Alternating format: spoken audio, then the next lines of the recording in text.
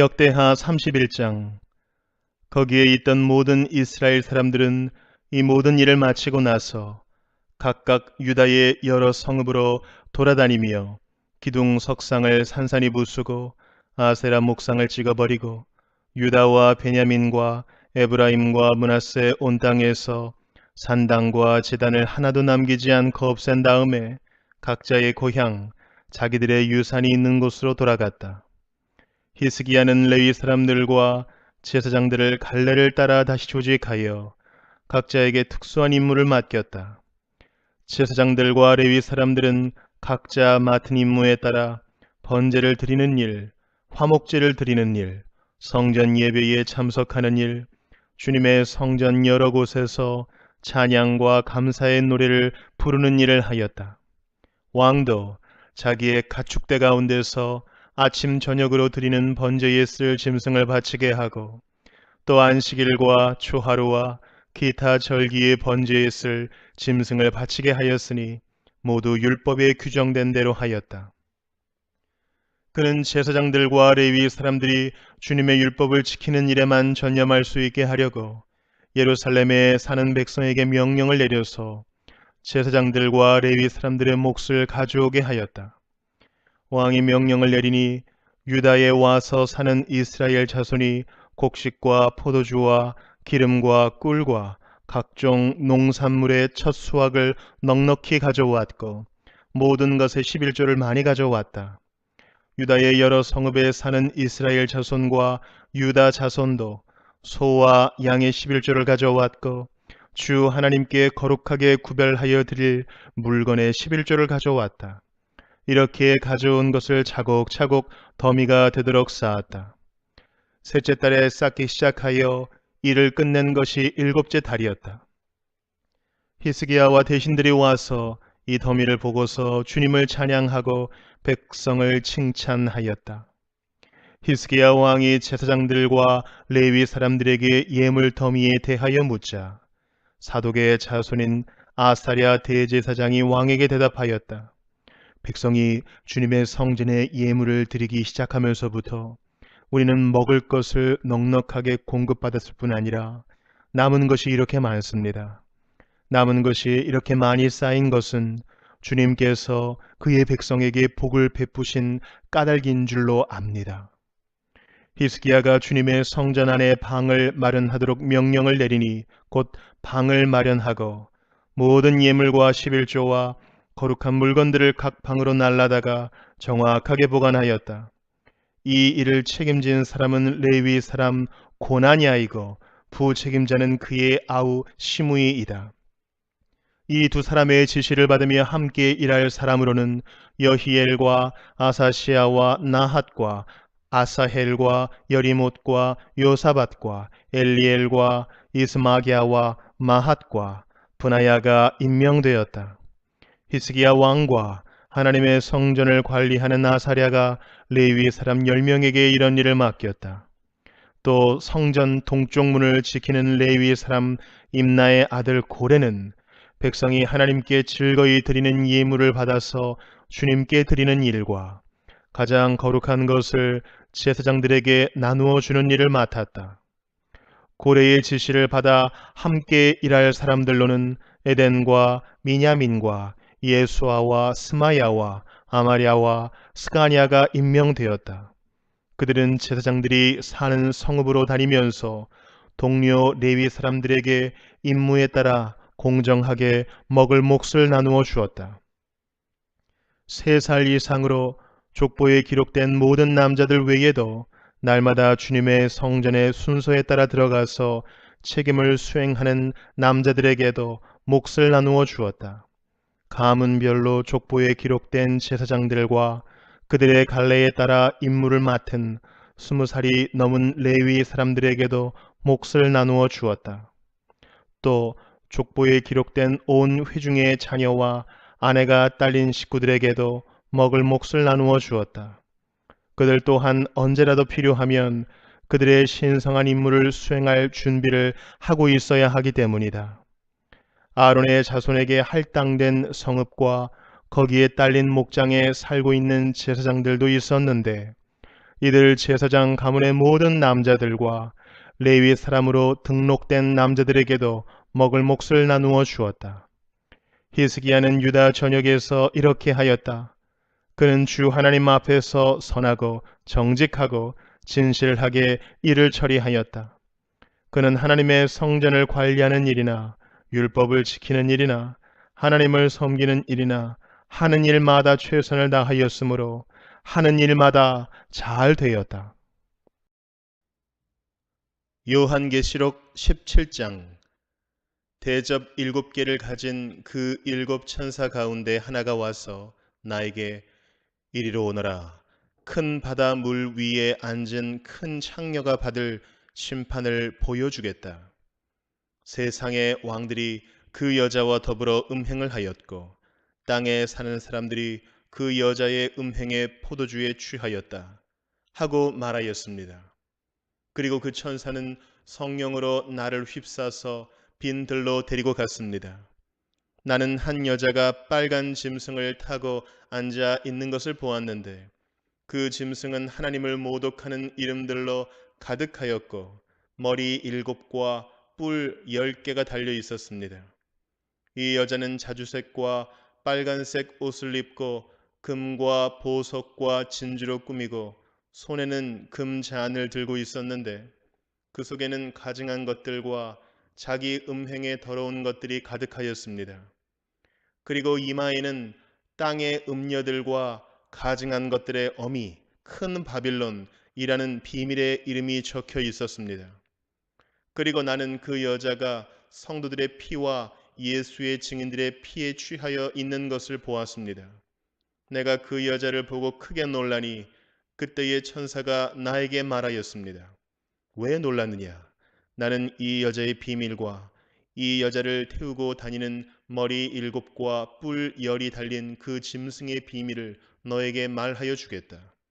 내가 본 그 짐승은 전에는 있었지만 지금은 없으며 장차 아비소스에서 올라와서 나중에는 멸망하여 버릴 자다.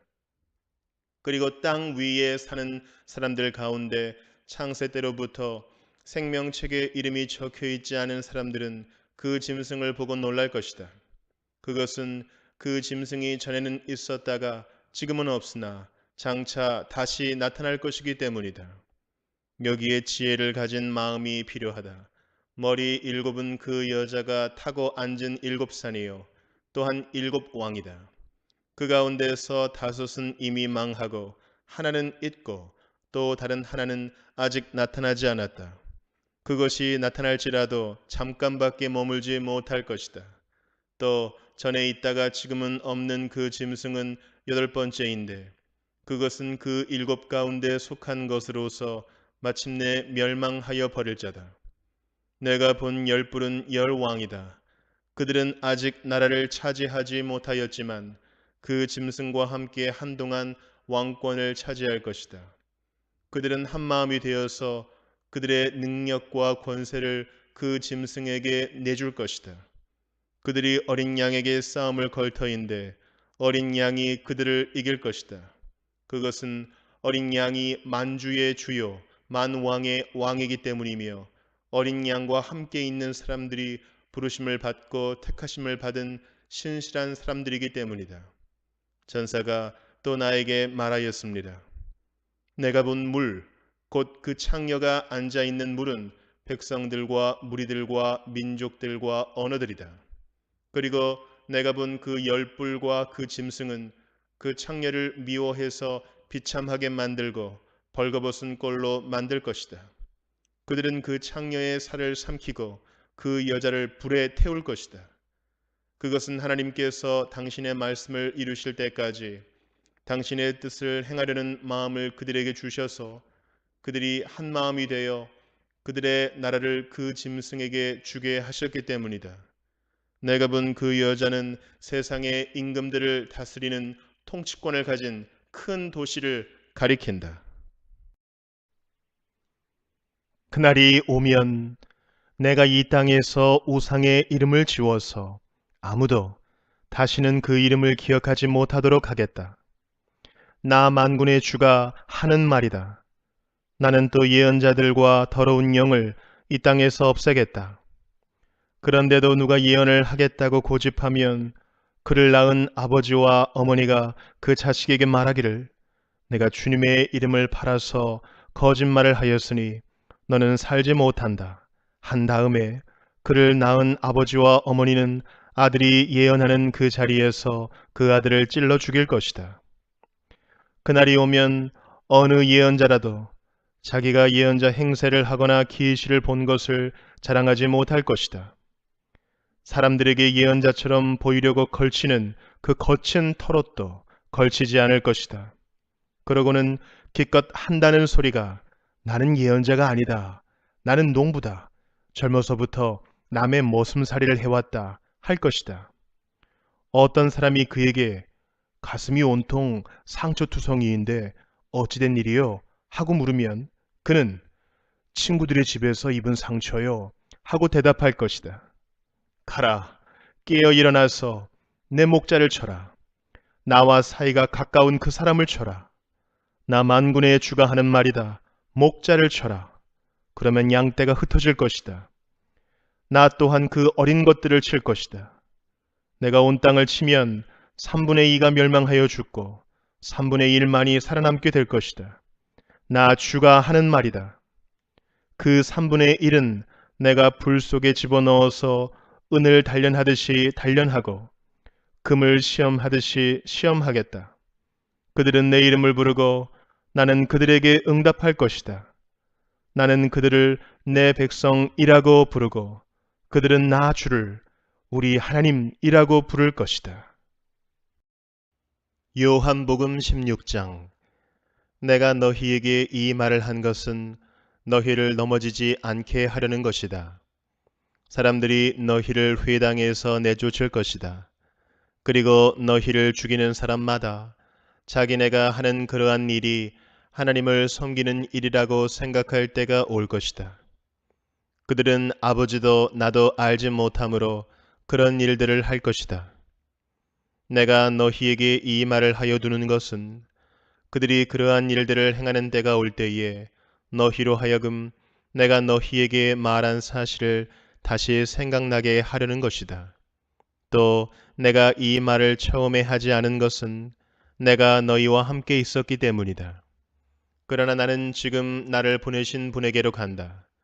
그런데 너희 가운데서 아무도 나더러 어디로 가느냐고 묻는 사람이 없고 도리어 내가 한 말 때문에 너희 마음에는 슬픔이 가득 찼다.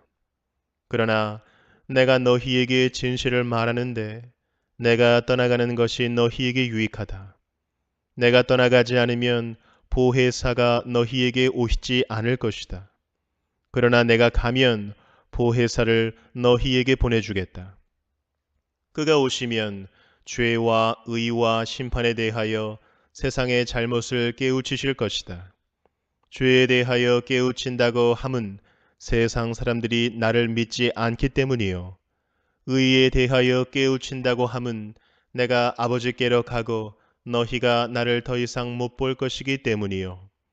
심판에 대하여 깨우친다고 함은 이 세상의 통치자가 심판을 받았기 때문이다. 아직도 내가 너희에게 할 말이 많으나 너희가 지금은 감당하지 못한다. 그러나 그분 곧 진리의 영이 오시면 그가 너희를 모든 진리 가운데로 인도하실 것이다. 그는 자기 마음대로 말씀하지 않으시고 듣는 것만 일러주실 것이요 앞으로 올 일들을 너희에게 알려주실 것이다. 또 그는 나를 영광되게 하실 것이다. 그가 나의 것을 받아서 너희에게 알려주실 것이기 때문이다. 아버지께서 가지신 것은 다 나의 것이다. 그렇기 때문에 내가 성령이 나의 것을 받아서 너희에게 알려주실 것이라고 말한 것이다. 조금 있으면 너희는 나를 보지 못할 것이다. 그러나 또 조금 있으면 나를 볼 것이다. 그의 제자 가운데서 몇몇이 서로 말하였다. 그가 우리에게 조금 있으면 나를 보지 못하게 되고 또 조금 있으면 나를 볼 것이다 하신 말씀이나 내가 아버지께로 가기 때문에 라고 하신 말씀은 무슨 뜻일까? 그들은 말하기를 도대체 조금 있으면 이라는 말씀이 무슨 뜻일까? 우리는 그가 무엇을 말씀하시는지 모르겠다 하였다. 예수께서는 제자들이 자기에게 물어보고 싶어 하는 마음을 아시고 그들에게 말씀하셨다. 내가 조금 있으면 너희가 나를 보지 못하게 되고 또 조금 있으면 나를 볼 것이다 한 말을 가지고 서로 논의하고 있느냐? 내가 진정으로 너희에게 말한다. 너희는 울며 애통하겠으나 세상은 기뻐할 것이다. 그러나 너희가 근심에 쌓여도 그 근심이 기쁨으로 변할 것이다. 여자가 해산할 때에는 근심에 잠긴다. 진통할 때가 왔기 때문이다. 그러나 아이를 낳으면 사람이 세상에 태어났다는 기쁨 때문에 그 고통을 더 이상 기억하지 않는다. 이와 같이 지금 너희가 근심에 쌓여 있지만 내가 다시 너희를 볼 때에는 너희의 마음이 기쁠 것이며 그 기쁨을 너희에게서 빼앗을 사람이 없을 것이다. 그날에는 너희가 나에게 아무것도 묻지 않을 것이다. 내가 진정으로 너희에게 말한다. 너희가 아버지께 구하는 것은 무엇이나 아버지께서 내 이름으로 주실 것이다. 지금까지는 너희가 아무것도 내 이름으로 구하지 않았다. 구하여라. 그러면 받을 것이다. 그래서 너희의 기쁨이 넘치게 될 것이다. 지금까지는 이런 것들을 내가 너희에게 비유로 말하였으나 다시는 내가 비유로 말하지 아니하고 아버지에 대하여 분명히 말해 줄 때가 올 것이다. 그날에는 너희가 내 이름으로 아버지께 구할 것이다. 내가 너희를 위하여 아버지께 구하겠다는 말이 아니다. 아버지께서는 친히 너희를 사랑하신다. 그것은 너희가 나를 사랑하였고 또 내가 하나님께로부터 온 것을 믿었기 때문이다. 나는 아버지에게서 나와서 세상에 왔다. 나는 세상을 떠나서 아버지께로 간다. 그의 제자들이 말하였다. 보십시오. 이제 밝히어 말씀하여 주시고 비유로 말씀하지 않으시니 이제야 우리는 선생님께서 모든 것을 알고 계시다는 것과 누가 선생님께 물어볼 필요가 없을 정도로 환히 알려주신다는 것을 알았습니다. 이것으로 우리는 선생님이 하나님께로부터 오신 것을 믿습니다. 예수께서 대답하셨다. 이제는 너희가 믿느냐? 보아라, 너희가 나를 혼자 버려두고 제각기 자기 집으로 흩어져 갈 때가 올 것이다. 그 때가 벌써 왔다. 그런데 아버지께서 나와 함께 계시니 나는 혼자 있는 것이 아니다. 내가 이것을 너희에게 말한 것은 너희가 내 안에서 평화를 얻게 하려는 것이다. 너희는 세상에서 환난을 당할 것이다. 그러나 용기를 내어라. 내가 세상을 이겼다.